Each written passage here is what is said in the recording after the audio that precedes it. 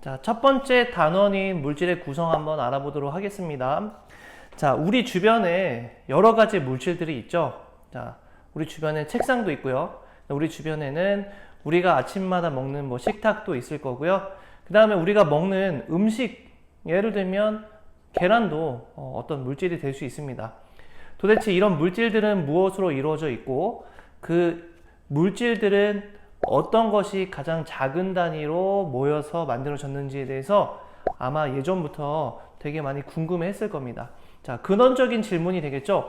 이 세상은 도대체 무엇으로 이루어져 있는지 궁금해하는 게 어떻게 보면은 당연하다 볼 수 있습니다. 자, 그런 궁금증에 대한 해결을 이제 여러 과학자들이 하게 됐고요. 그 과학자들이 자, 순차적으로 어떤 발견을 통해서 이 세상은 어떤 것으로 이루어져 있다는 걸 이제 알게 되었습니다. 물질의 기본 성분에 대한 과학자들의 생각은 달랐습니다. 먼저 가장 오래된 과학자인 탈레스는 모든 물질의 근원은 물이라고 불렀습니다. 그래서 물에서 모든 물질이 만들어진다라고 생각했습니다. 자, 근데 아리스토텔레스가 우리 이 세상을 이루고 있는 물질은 물뿐만이 아니다. 자, 만물은 물, 불, 흙, 공기 네 가지의 기본 성분으로 되어 있고요. 이것들이 조합돼서 여러 가지가 만들어진다라고 주장했습니다. 자, 근데요. 자, 아리스토텔레스도 이제 원소라는 개념까지 가지 못했죠. 자, 근데 보일이라는 과학자가 드디어 현대적인 원소의 개념을 제시하기 시작합니다. 자, 보일은 원소는 물질을 이루는 기본 성분이고 더 이상 분해되지 않는 단순한 물질이다라고 정의하게 되고요. 현대적인 원소의 개념을 보일이 가장 먼저 세우게 됩니다. 자, 그리고 나서 라부아지에는 자, 실험을 통해서 실제로 물이 수소와 산소로 분해되는 것을 확인했고요. 자, 모든 물질의 근원은 물이라고 했던 그 물을 자, 원소가 아님을 증명했습니다. 실험적으로 증명했고요.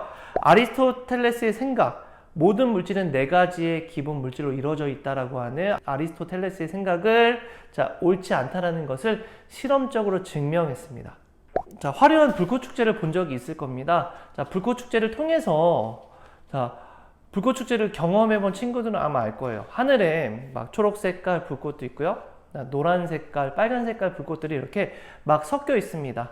자, 그걸 어떻게 배합하고 어떤 모양으로 터뜨리냐에 따라서 자, 불꽃을 되게 다양하게 만들 수 있고 사람들한테 감동을 줄 수 있습니다. 자, 그래서 매년 한 번씩, 1년에 한두 번씩 세계 불꽃 축제를 하는데요. 각 나라의 여러 기술을 동원해서 자, 가장 이쁘게 어떤 불꽃을 만드는지 이렇게 대결을 하기도 합니다. 자, 그러면 이런 불꽃들의 색깔은 왜 다를지 한번 오늘 배우는 내용이랑 관련지어서 한번 생각을 한번 해볼게요. 자, 우리가 알고 있는 우리 주변에 있는 모든 많은 물질들은 도대체 무엇으로 이루어져 있는지 한번 보도록 하겠습니다. 자, 우리가 가장 많이 접하는 물은 수소하고 산소라는 걸로 이루어져 있어요. 처음에는 이게 무엇으로 이루어져 있는지 전혀 몰랐다가 과학이 발전하면서 물이 수소와 산소로 이루어져 있다는 걸 알게 됩니다. 자, 근데 수소와 산소를 물은 수소와 산소로 바뀌었지만 수소와 산소는 다른 걸로 바뀔 수 있을까라는 더 작은 물질로 쪼개질 수 있을까라는 궁금증이 생겼어요. 자, 그때 당시에는 물을 이루고 있는 수소와 산소가 더 이상 쪼개지지 않는다고 생각했습니다. 자, 하지만 나중에는 이게 쪼개진다는 걸 알게 되었죠. 자, 그때 당시에 알게 된 수소와 산소처럼 더 이상 쪼개지지 않는 물질을 우리는 원소라고 하자라고 명명해 줬습니다. 그렇게 정해진 원소는 지금까지 알려진 종류는 118가지고요. 자연적으로 만들어진 원소가 있고요. 자, 인간이 인공적으로 만든 원소가 있습니다. 그래서 원소의 종류에는 자연적으로 만든 원소와 인공적으로 만든 원소 두 가지로 나뉘어지게 됩니다. 자, 그러면 우리가 생활하고 있는 우리 실생활 속의 물질들은 어떤 원소를 갖고 있는지 한번 보도록 할게요. 자, 가장 먼저 물은 수소와 산소로 이루어져 있다고 했습니다. 자, 또한 자, 완전식품이라고 불려지는 계란은 탄소, 수소, 산소, 황, 질소와 같은 성분으로 이루어져 있어요. 자, 그리고 자, 우리가 많이 쓰는 자, 음식을 이렇게 포장할 때 쓰는 알루미늄 포일 같은 경우는 알루미늄으로 이루어져 있습니다. 자, 이런 식으로 우리 주변에 있는 많은 물질들은 여러 가지 원소로 구성이 되어 있고 한 가지 원소로 구성이 되어 있는 물질도 있지만 여러 가지 원소가 모여 있는 자, 모여서 만들어져 있는 물질도 있다는 것을 알 수 있습니다. 자, 이를 통해서 우리가 살고 있는 세상의 모든 물질은 원소로 구성되어 있다라고 이렇게 정의해 줄 수 있습니다. 자, 그렇다면 이런 원소들은 어떻게 확인할 수 있을까요? 자, 아까 선생님이 처음에 얘기했던 불꽃 반응, 자, 불꽃색과 관련이 있습니다. 자, 밤하늘을 되게 이쁘게 수놓는 불꽃을 보면 빨간색도 있고 노란색도 있고 다양한 색들이 비춰졌죠? 그 다양한 색깔이 원소에 따라 다르게 나타납니다. 우리는 원소에 따라 다르게 나타나는 색을 통해서 원소의 종류를 알아보는 반응을 불꽃 반응이라고 불러주고요. 특정 원소에 특정 색깔이 나타나게 됩니다. 자, 간단한 실험이 있습니다. 원소가 들어있는 물질에 어떤 금속을 집어넣고요. 그 다음에 불을 비춰서 나타나는 불꽃의 색깔이 어떤 색깔이냐에 따라서 어떤 원소가 들어있는지 확인하는 원소의 불꽃 반응 실험이 있습니다. 자, 이 실험을 통해서 확인해 본 결과, 자, 여러 가지 용액들이 있었는데요. 자, 염화나트륨, 질산나트륨은 염화나트륨과 질산나트륨은 다른 물질이지만, 자, 같은 불꽃 반응색을 나타냅니다. 자, 그 이유는 뭐냐면요. 이 두 물질 모두 나트륨을 포함하고 있기 때문입니다. 자, 이처럼 금속 원소 중에 일부는 그 원소를 포함한 물질을 불꽃에 넣었을 때 특정 불꽃 반응색을 나타내게 되는데 우리는 이를 불꽃 반응이라고 불러줍니다. 자, 그러면 불꽃 반응색을 비교하면 원소의 종류를 어느 정도는 구별해 줄 수 있습니다. 자, 그래서 많이 나오는 원소에 따라서 나타내는 불꽃 반응색을 외우는 방법, 빨리 놀아볼까. 자, 빨간색 리튬, 나트륨, 노란색, 자, 그 다음에 보라색, 칼륨, 이렇게 이렇게 외우는 방식이 있었죠.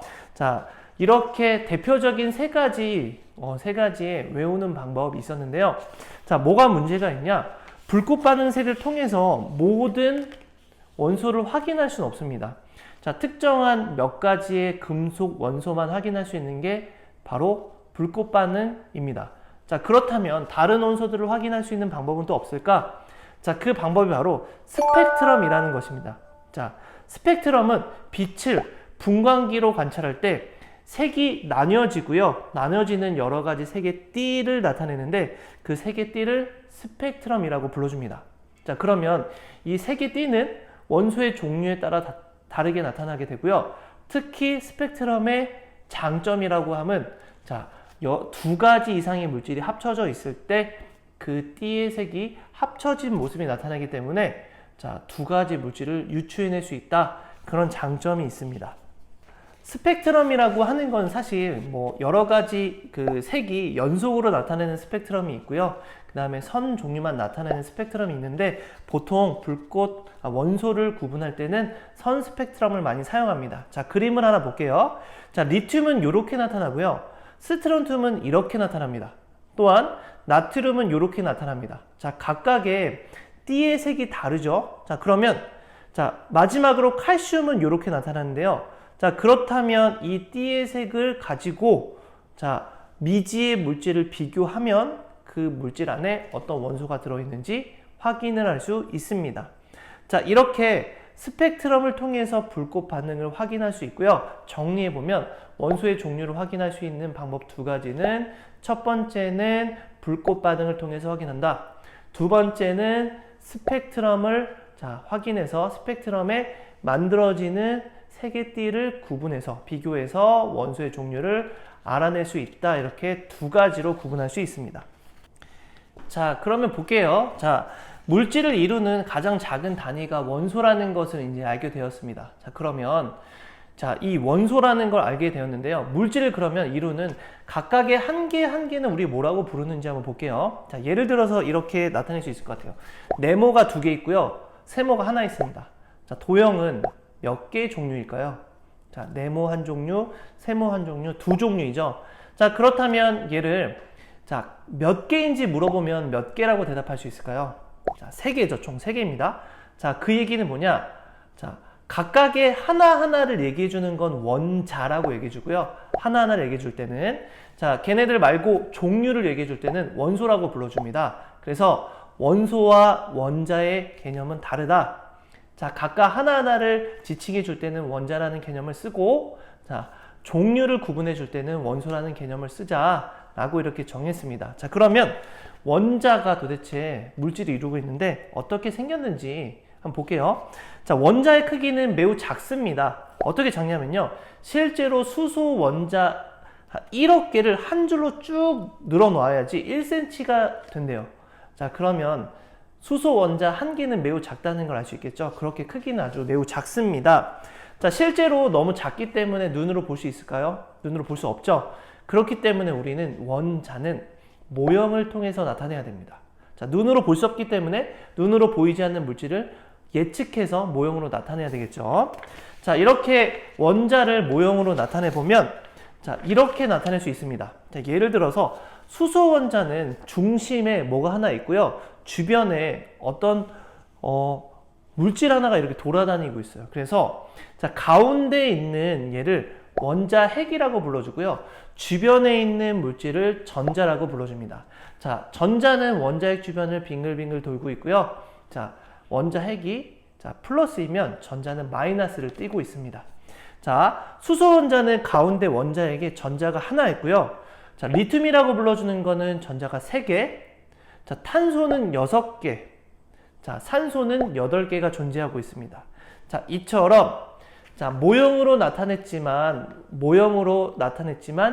실제 모습과는 같지 않다는 생각을 꼭 가지고 우리가 가상에서 나타냈기 때문에 염두에 두어야 됩니다. 자, 즉 정리하면 원자는 중심의 원자핵과 주변을 돌고 있는 전자로 구성되어 있고 전자의 개수 다를 수 있다, 종류에 따라 다를 수 있다는 걸 보고 넘어가 보도록 하겠습니다. 자, 그러면 볼게요. 자, 지금까지 우리는 원자라는 것을 간단하게 알아봤습니다. 자, 그러면 원자를 어떻게 우리가 나타낼 수 있을까요? 자, 우리가 다른 사람한테 이 원자는 어떤 원자야, 원소야 라고 얘기를 해주려면 같은 기호로 사용해야 됩니다. 자, 우리가 전 세계에 사용하는 공통의 언어가 영어를 사용하죠. 그거 외에도 다양한 언어들이 있지만, 자, 나는 한국어를 쓰고 한국말을 하고 반대쪽 사람은 일본어를 쓴다. 그러면 서로 대화가 통하지 않겠죠. 자, 그렇기 때문에 전 세계에서도 전 세계 과학자들이 자, 이거를 나타내는 기호를 정하자라고 해서 정했고요. 자, 우리는 그것을 원소 기호라고 불러줍니다. 자, 원자 기호라고 부르지 않는 이유는 아까 선생님이 설명했죠. 원자는 각각 하나하나를 지칭할 때 쓰는 말이고요. 한 종류. 자, 수소가 2개 있으면 원자는 2개인 거지만 원소의 종류는 하나인 겁니다. 원자 기호라고 부르지 않고요. 원소 기호라고 부르는 이유는 그 종류에 따라서 기호를 붙였다. 그래서 원소 기호라고 불러줍니다. 자, 그럼 볼게요. 자, 원소 기호는 자, 연금술사 시대, 돌턴이 살던 시대, 그 다음에 베르셀리우스가 살던 시대에 원소 기호를 나타내는 기호의 방식이 조금씩 달라졌습니다. 자, 어떻게 달라졌는지 볼게요.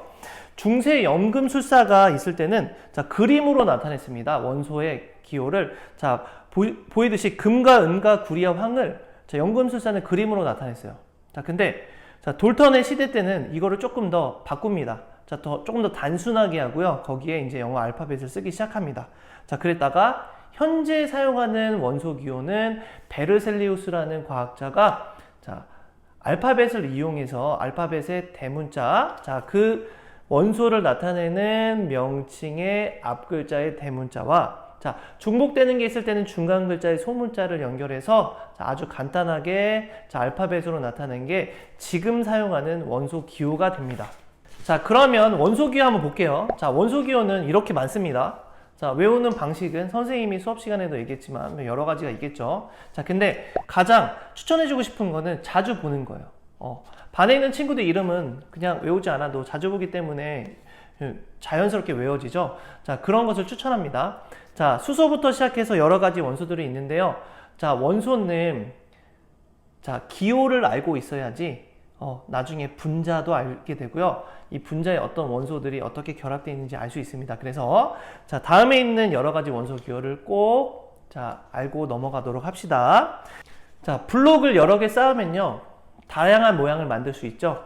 자, 여러 가지 블록을 막 쌓아서 이제 물건을 만들 수 있습니다. 자, 그런 것처럼 원자도 여러 개를 조합하면 자, 어떤 성질을 나타내는 어떤 물질로 결합이 가능한데요. 자, 그것을 원자가 모여서 생기는 그것을 분자라고 불러줍니다.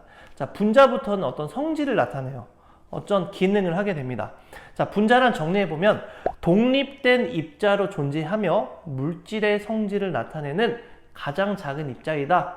자, 가장 그냥 작은 입자는 우리가 원자라고 알고 있는데요.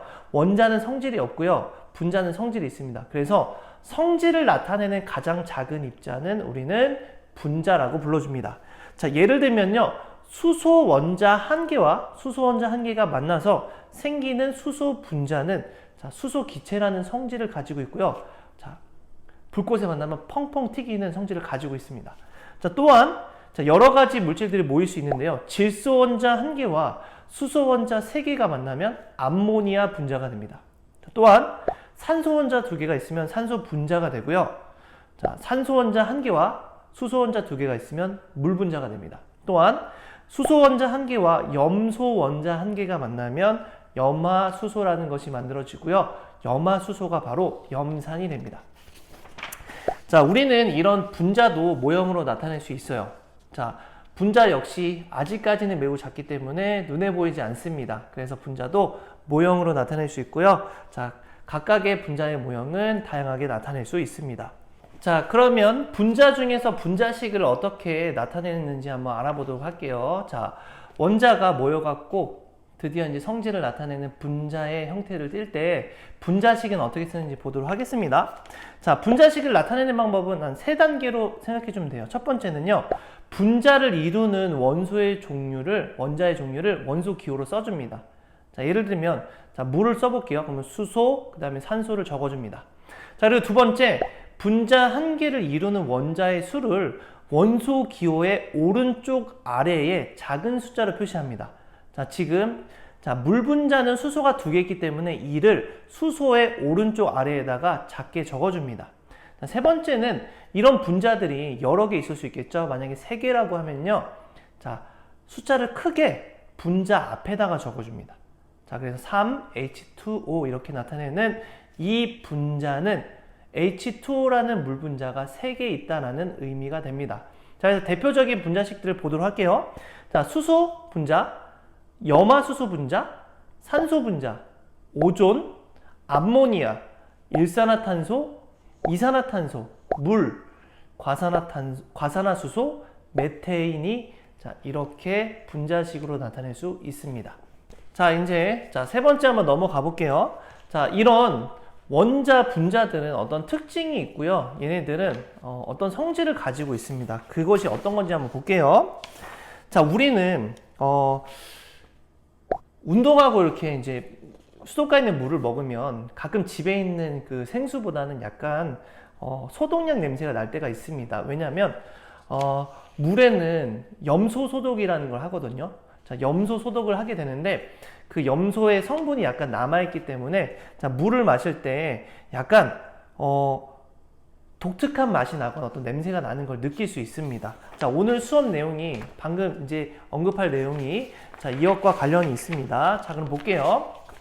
자, 우리가 알고 있던 원자는 가운데 원자 핵과 주변의 전자로 이루어져 있다고 했습니다.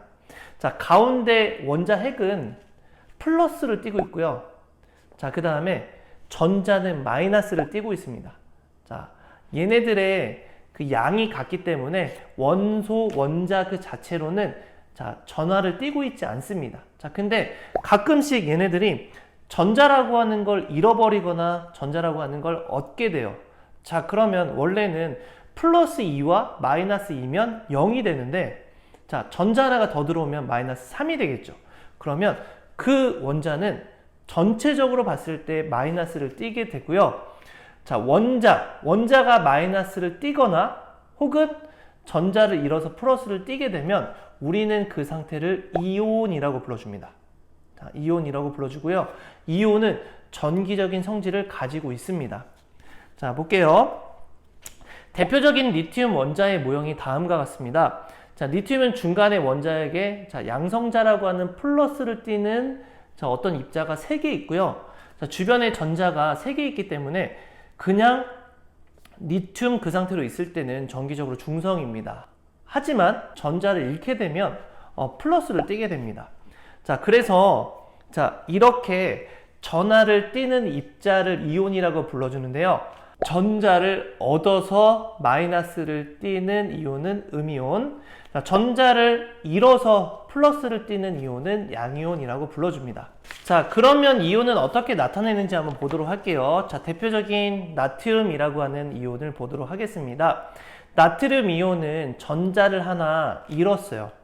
자, 하나 잃었기 때문에 플러스 1이 됩니다.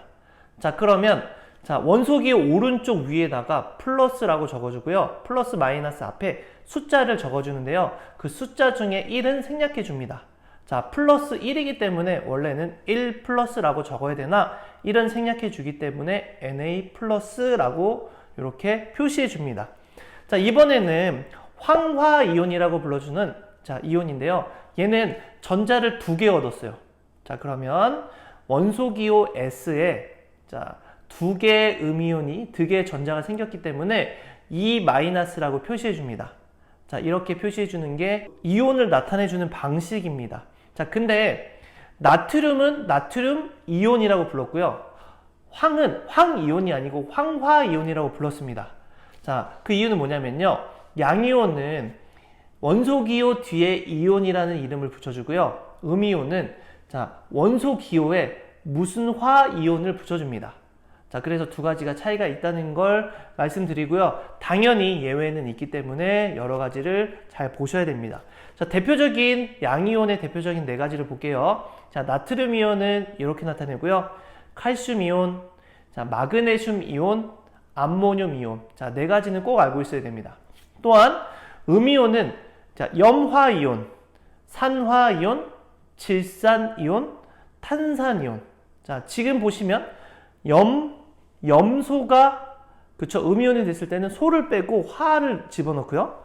자, 산소도 마찬가지입니다. 소를 빼고 화를 집어넣어서 산화이온 이렇게 불러줍니다. 이번에는 질소하고 산소가 같이 있네요. 이때는 모두 소자를 빼고 질산이온이라고 불러주고요. 탄소하고 산소가 같이 있는 탄산이온도 소자를 빼고 마찬가지로 탄산이온이라고 불러줍니다. 자, 지금 양이온과 음이온 8개는 꼭 알아두시기 바랍니다. 자, 그러면 실험 하나만 잠깐 보고 넘어가겠습니다.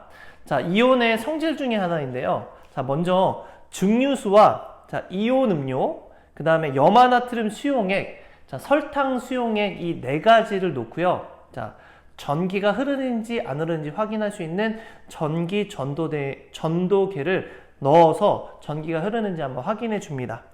자, 봤더니 증류수하고 설탕 수용액에는 전기가 흐르지 않아요. 근데 자, 이온 음료와 염화나트륨 수용액은 전기가 흐릅니다.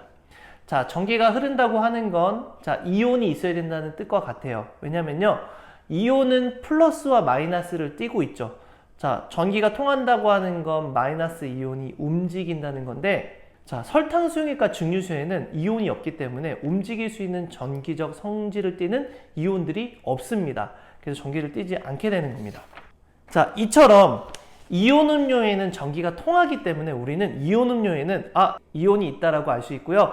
그렇기 때문에 우리는 그 음료를 이온 음료라고 부르는 겁니다. 자, 또한 염화나트륨은 자, 왜 물에 녹았을 때 수용액 상태에서 이온을 띠냐? 물에 녹으면요, 얘네들은 염화 이온과 나트륨 이온으로 이렇게 분리가 돼요. 자, 분리가 되는 이유를 간단하게 설명하면 물 분자가 얘네들을 떨어뜨립니다. 자, 떨어뜨리게 되고요. 그래서 얘네들이 붙어있던 염화나트륨이 떨어지기 때문에 염화이온과 나트륨 이온으로 바뀌게 됩니다. 자, 근데 설탕 수용액은 이온이 들어있지 않아요. 왜냐면요, 설탕은요, 얘네들이 이온화되지 않습니다. 쪼개지지 않습니다. 자, 그래서 쪼개지지 않기 때문에 그 상태로 존재하기 때문에 이온이 없죠. 그래서 전기가 통하지 않게 되는 것입니다.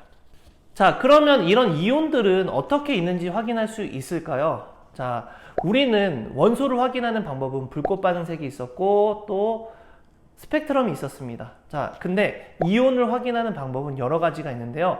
어떤 반응을 통해서 어떤 물질이 생기는지 안 생기는지를 통해서 자, 이온이 들어있는지를 확인할 수 있습니다. 자, 그 반응을 앙금 생성 반응이라고 불러주고요.